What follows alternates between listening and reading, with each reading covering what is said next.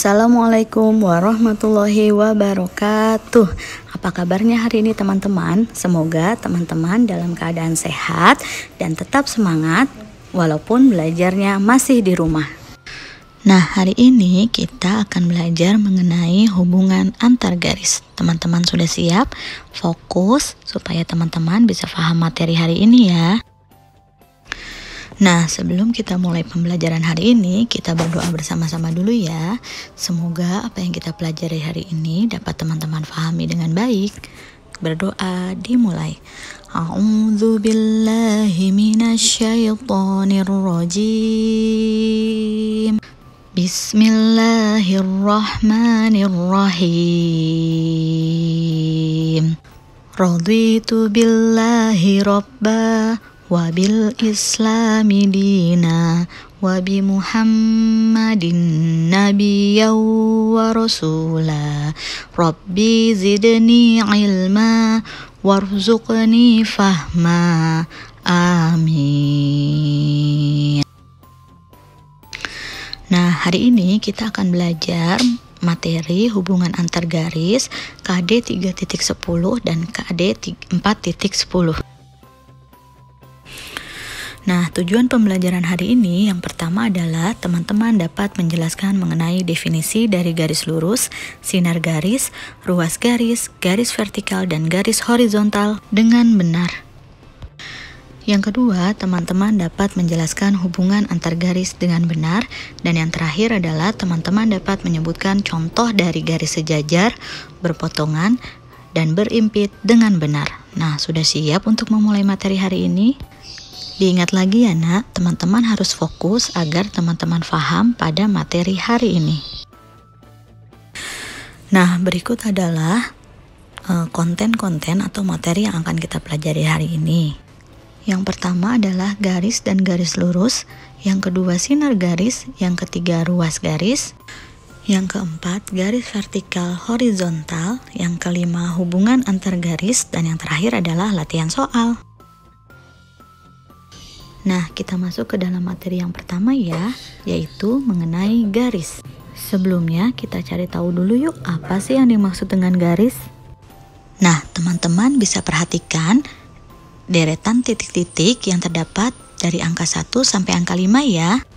Dari kelima macam titik-titik tersebut ternyata berbeda kerapatannya. Nah, semakin rapat titik-titik itu dibuat, maka akan membentuk garis lurus seperti yang ditunjukkan oleh gambar yang kelima. Sehingga dapat disimpulkan bahwa garis adalah kumpulan dari titik-titik yang beraturan dan berkesinambungan. Lalu, bagaimana dengan yang namanya garis lurus ya nak? Nah, garis lurus ialah garis memanjang yang tidak terbatas di kedua ujungnya, seperti yang ditunjukkan pada gambar berikut. Nah, pada garis AB di kedua ujungnya ada tanda panah. Apa ya artinya? Nah, artinya adalah kedua ujung tersebut dapat diperpanjang hingga tidak terbatas. Nah, gambar tersebut disebut sebagai garis AB atau dapat dituliskan seperti pada gambar di atas. Nah, materi berikutnya yaitu sinar garis. Sinar garis adalah garis yang diawali oleh satu titik, sedangkan ujung lainnya menuju ke suatu arah yang tak terhingga. Nah, teman-teman bisa lihat ya gambar sinar garis yang ada pada slide di atas. Ujung yang satunya berbentuk lingkaran dan ujung yang satunya berbentuk tanda panah. Nah, teman-teman bisa perhatikan gambar di atas ya. Ujung yang berbentuk bulatan atau lingkaran itu adalah awal garis yang tidak bisa kita perpanjang. Sedangkan ujung yang berbentuk tanda panah itu dapat kita perpanjang hingga tak terhingga. Nah, yang selanjutnya adalah ruas garis atau disebut dengan segmen garis. Ruas garis atau segmen garis adalah garis yang dibatasi oleh dua titik. Nah, perhatikan garis AB ya nak. Pada garis AB, kedua ujungnya merupakan tanda titik atau lingkaran. Artinya adalah garis tersebut tidak dapat diperpanjang.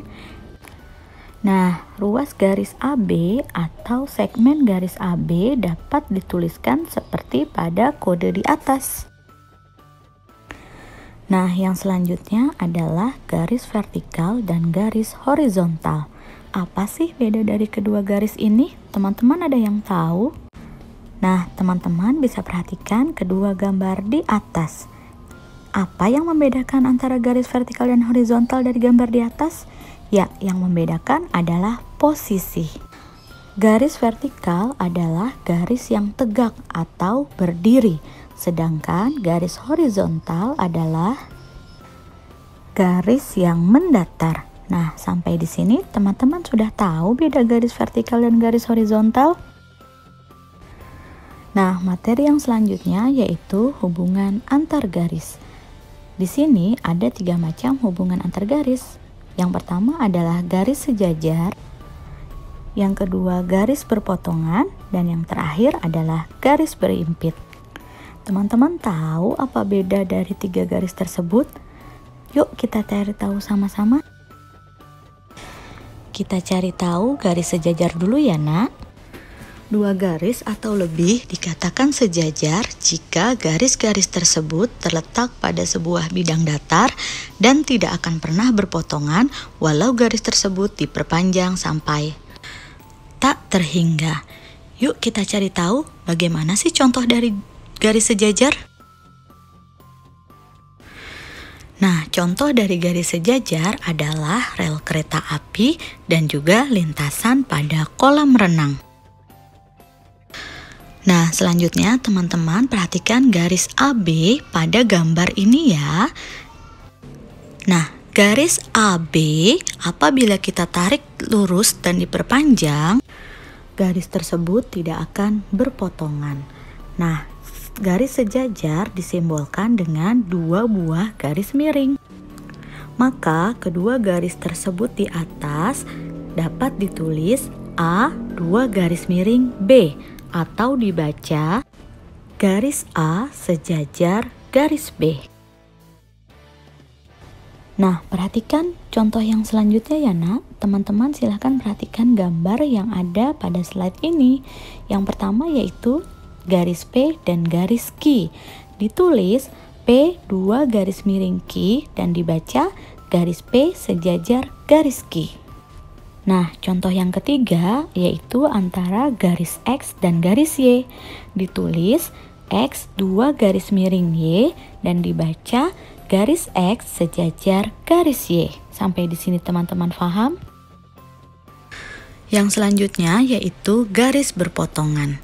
Nah, 2 garis dikatakan saling berpotongan tegak lurus apabila garis tersebut terletak pada satu bidang datar yang berpotongan dan membentuk sudut 90 derajat atau disebut dengan siku-siku. Nah, perhatikan garis P dan garis Q pada slide ini ya, Nak. Garis P dan garis Q disebut sebagai garis berpotongan. Teman-teman ada yang tahu kenapa ini disebut dengan garis berpotongan? Iya, benar, karena garis P yang simbol warna merah dan garis Q yang simbol warna biru itu berpotongan pada titik O, di mana titik O adalah disebut dengan titik potong dari garis P dan garis Q. Supaya teman-teman lebih jelas dan tahu bagaimana bentuk garis berpotongan, lihat contoh selanjutnya ya, Nak.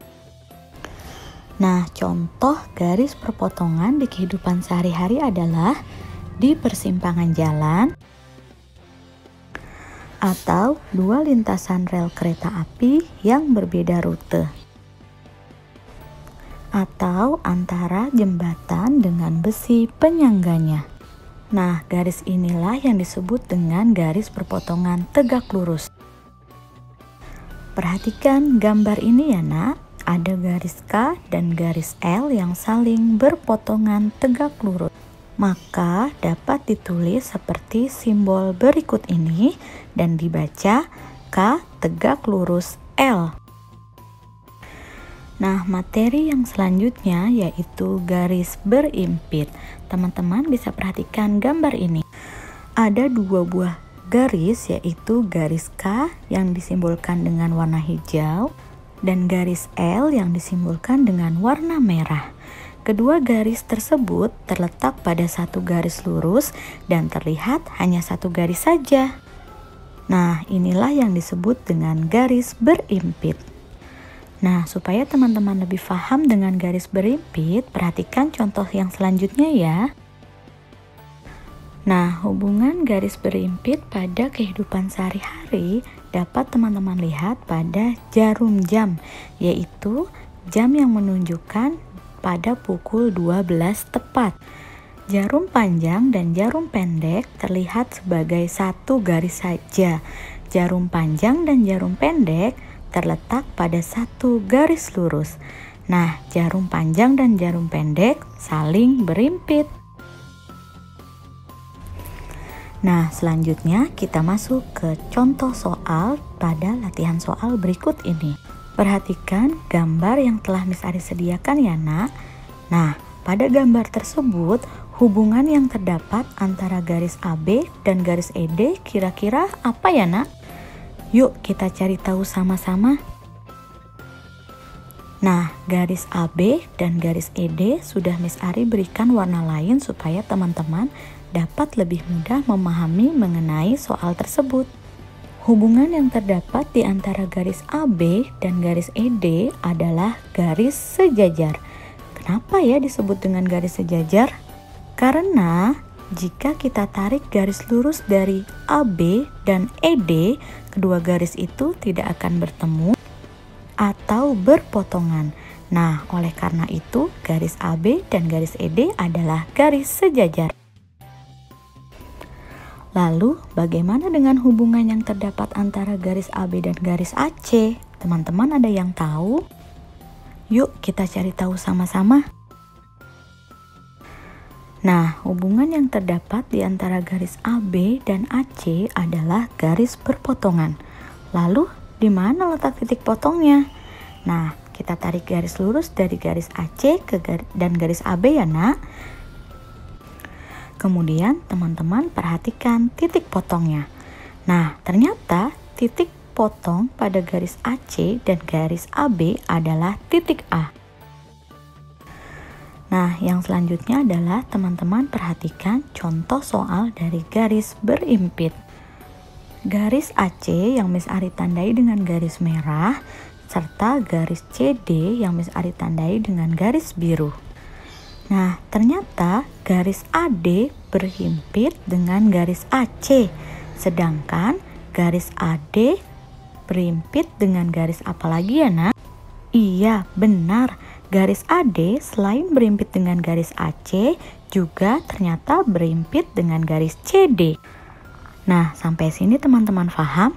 Yang selanjutnya, Miss Ari akan berikan contoh soal selanjutnya yang ada dalam LKS yang akan Miss Ari share di Google Classroom ya. Teman-teman boleh langsung menuju ke Google Classroom-nya masing-masing. Nah, yang selanjutnya masih dengan contoh soal dengan gambar yang sama.